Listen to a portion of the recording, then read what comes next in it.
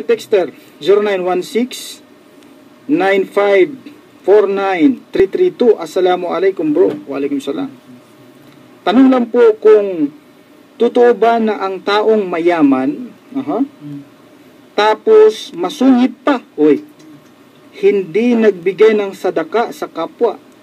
Kung mamamatay ba sila, ang mga alahas ba nila ay maging bakal sa kabilang buhay? At yun daw ang ipapalo sa kanila? At alahas na kwintas ay maging ahas? It's me, Sam, midtimbang ng Gindulungan. So ang kanyang katanungan ay, yun daw kayamanan, no, katulad ng alahas, ito ba magiging bakal daw at ipapalo? No. Yun pong kayamanan na atin pong ipinagkait doon sa mga taong dapat mabigyan, no? Gahaman ka sa kayamanan. Sa kabilang buhay, yan po ay itatali sa iyong liig. Mashallah. Sa kabilang buhay. Sa chapter 3, ang talata ay 180. Iqra. أعوذ بالله من الشيطان الرجيم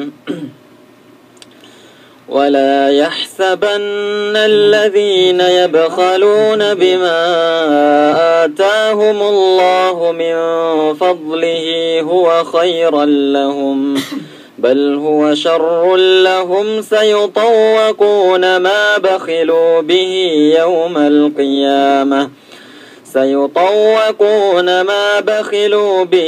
يوم القيامة ولله ميراث السماوات والأرض والله بما تعملون خبير.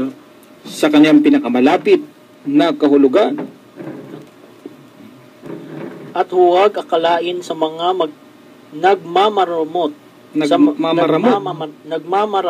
sa mga bagay na ipinagkaloob sa kanila mula sa kanilang kasaganahan na ito ay mabuti sa kanila. Yan. Kaya sila ay hindi nagbabayad ng zaka. Ito ay higit na masama sa kanila. Ang mga bagay na kanilang ipinagramot ay itatali sa kanilang leeg na katulad ng kadenang kuwelyo.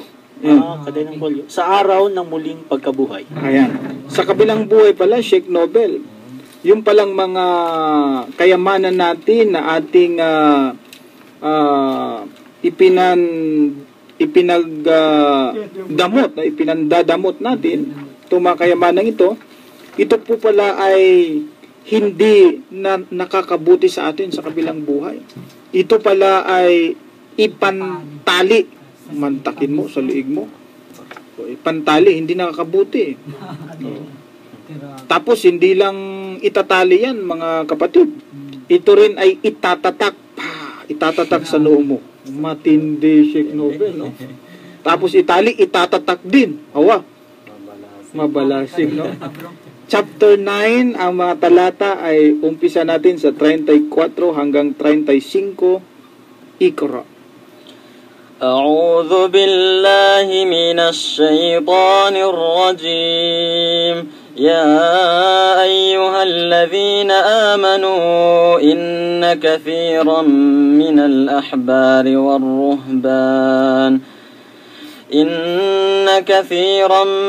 الأحبار والرهبان ليأكلون أموال الناس بالباطل ويصدون عن سبيل الله والذين يكنزون الذهب والفضة ولا ينفقونها في سبيل الله فبشرهم بعذاب أليم يوم يحمى عليها في نار جهنم فتكوى بها جباههم وجنوبهم وظهورهم هذا ما كنزتم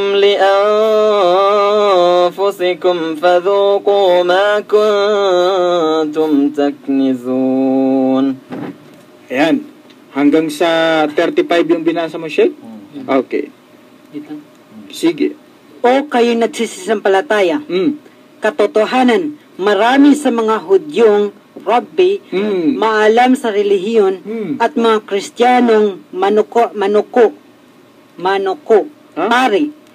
Ang pagpapasa, Munako yan. munako, Ah. pare, ang pagpapasya sa kayamanan ng Nagpapasasa. nagpapasasa sa Yeah. kayamanan ng sangkatauhan Mm. sa pamagitan ng kabulaanan, Mhm. kawalang katarungan, Mm. at humadlang sa kanila tungo sa landas ni Allah, alalawambaga sa Islam. At sila ay nagtitinggal Mm. ng ginto at pilak, ang alkans, ang pera na hindi ipinagbayad ng zaka, Mhm. katungkulang kawanggawa, at hindi gumugugol nito tungo sa landas ni Allah, ipagbadya sa kanila ang kasakit-sakit na kaparusahan. Mm. Sa araw na ang alkans, salapi, ginto at pilak at iba pa, na ang zaka, katungkulang kawanggawa, rito ay hindi ipinagbabayad, ay painitin sa apoy ng impyerno, Oho. at ito ay Itatatak. itatatak Mm. sa kanilang noo, Oy. sa kanilang tagiliran, Oy. at sa kanilang likod, Naku. at ipagbadya sa kanila. Ito ang kayamanan na inyong itinago sa inyong sarili. Uy. Ngayon, inyong lasapin ang inyong inimpok. Grabe, no? Una siya itatatak sa noo. Pagkatapos sa tagiliran. Pagkatapos sa likuran. Uy, kasama yung puwit doon. Tatatakan. Mainit yun, no? Painitin siya yung alkans. Yung kayamanan mo, painitin. Tapos itatatak sa'yo. Naku. Para ka na rin, imagine mo na lang na ikay mapadampi yung kamay mo nga doon sa nagbabagang masakit na, di ba? No? Aksidente, pag nagluluto ka, matabihan. Sinasabi doon talata, marami sa mga pari daw at sa mga pastor ang mga ganyang uri ng tao. Yung mga pari at pastor na kung saan ay nagtatago ng kayamanan, so pag mamatayan sila pala, talagang gagawing painitin ito at itatatak sa kanila. Grabe, no? Kaya pala mayaman pastor Correct. at pari. Correct. Dapat tayong gumugol ng ating kayamanan, mga kapatid, no? Sapagkat ang paggugol, ang paggasto ng ating kayamanan, ito ay hindi kabawasan sa atin. In fact, ito'y tanda ng pagiging righteous, no? Ito'y tanda ng pagiging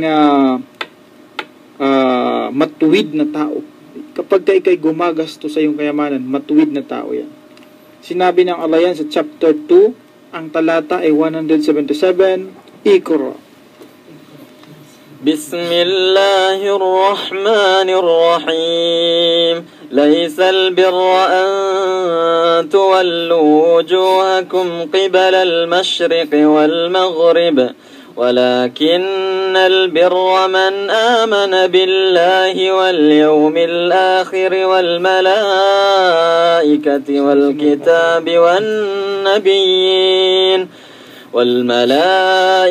والكتاب والنبيين وآتى المال على حبه ذوي القربى واليتامى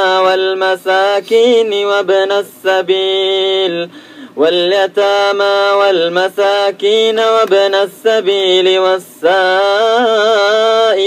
وفي الرقاب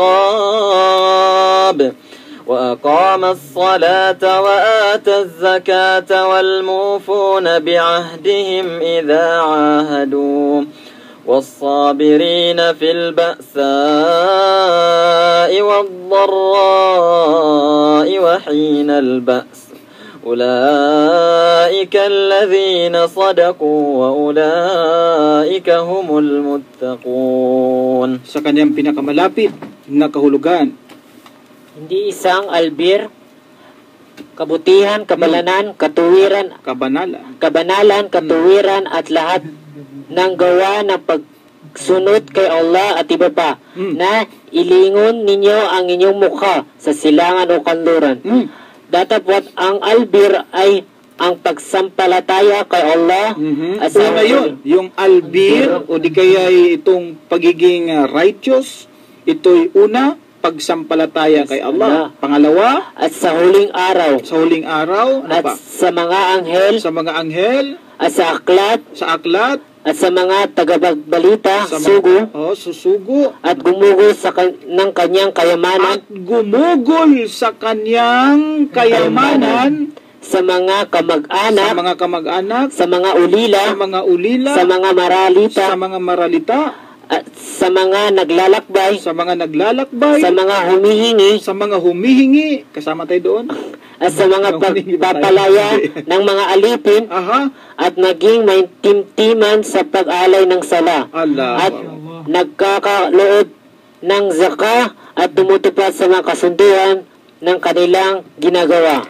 At matatag at matiyaga sa matinding kahirapan at karamdaman. At sa lahat ng panahon ng pagkikibaka at pagkikipaglaban sa digmaan, sila yaong mga taong ng katotohanan at sila ang al-mutakun, mga may pagkatakot kay Allah, matimtim, matuwid, banal at mabuti at iba pa. Hindi raw albir o hindi daw righteousness na ang mukha mo ay iharap mo sa silangan o di kay iharap mo Sheikh Nobel sa kanluran, no?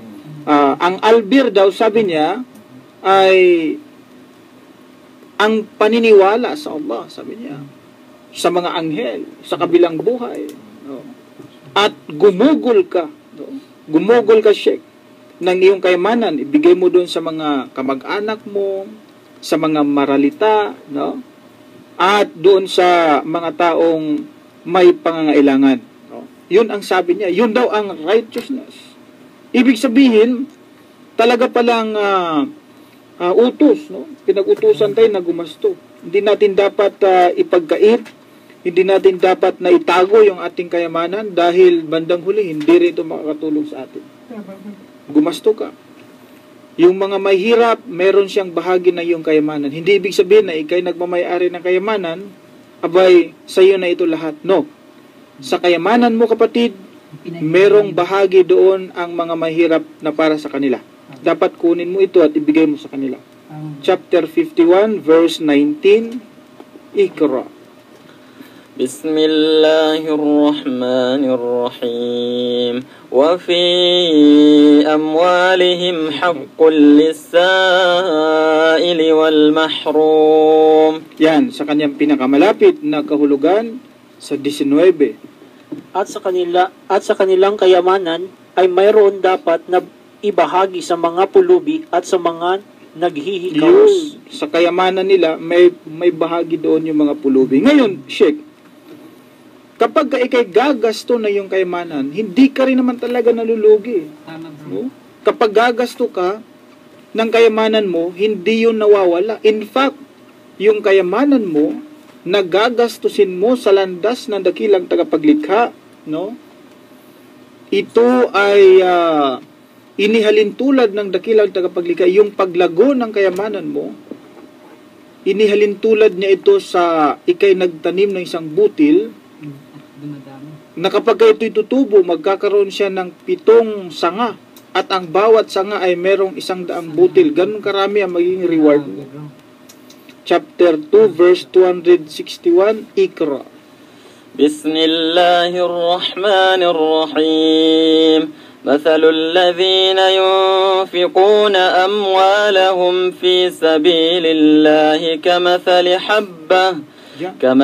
حبة أنبتت 7 سنابل في كل سنبلة 100 حبة والله يضاعف لمن يشاء والله واسع عليم. Sa kanyang pinakamalapit na kahulugan, ang nakakatulad nila na gumugugol ng kanilang kayamanan sa landas, kapakanan ni Allah ay katulad ng isang butil ng mais. Wow.